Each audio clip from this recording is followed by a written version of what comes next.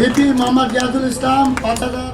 জগন্নাথ বিশ্ববিদ্যালয় কেন্দ্রীয় ছাত্র সংসদ নির্বাচনে ইসলামী ছাত্র শিবির সমর্থিত অদম্য জবিয়ান ঐক্য প্যানেলের প্রার্থীরা বড় ধরনের সাফল্য অর্জন করেছেন। ২১টি পদের মধ্যে ১৬টিতেই বিজয়ী হয়েছেন তারা।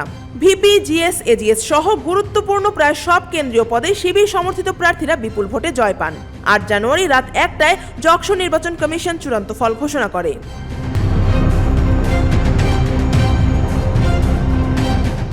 যশোরে ভিপি পদে শিবির সমর্থিত অদম্য জবিয়ান ঐক্য প্যানেলের প্রার্থী মোহাম্মদ রিয়াজুল ইসলাম ৫,৫৫৮ ভোট পেয়ে নির্বাচিত হয়েছেন। তার নিকটতম প্রতিদ্বন্দ্বী ছাত্রদল ও ছাত্র অধিকার সমর্থিত ঐক্যবদ্ধ নির্ভীক জবিয়ান প্যানেলের প্রার্থী AKM রাকিব পেয়েছেন ৪,৬৮৮ ভোট।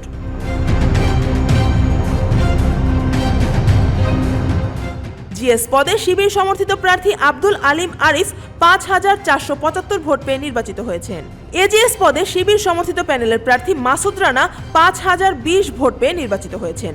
জগন্নাথ বিশ্ববিদ্যালয়ের একমাত্র ছাত্রী হল নবাব ফয়জুন্নেসা চৌধুরানী হল সংসদের ঘোষিত ফলাফলে ভিপি পদের ছাত্রী সংস্থা সমর্থিত অদম্য জবিয়ান ঐক্য প্যানেলের মোসাম্মদ জান্নাতুল উম্মি তারিন ৫৫০ ভোট পেয়ে জয়ী হয়েছেন।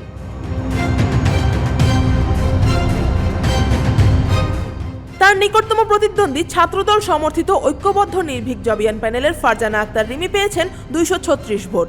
জিএস পদে ছাত্রী সংস্থা সমর্থিত অদম্য জবিয়ান ঐক্য প্যানেলের সুমাইয়া তাবাসসুম ৫৭১ ভোট পেয়েছেন।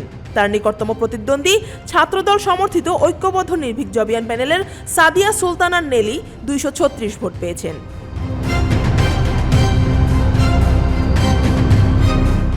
ফল প্রকাশের পর শিবিরের নেতাকর্মীরা বিশ্ববিদ্যালয়ের কেন্দ্রীয় মসজিদে একত্রিত হন।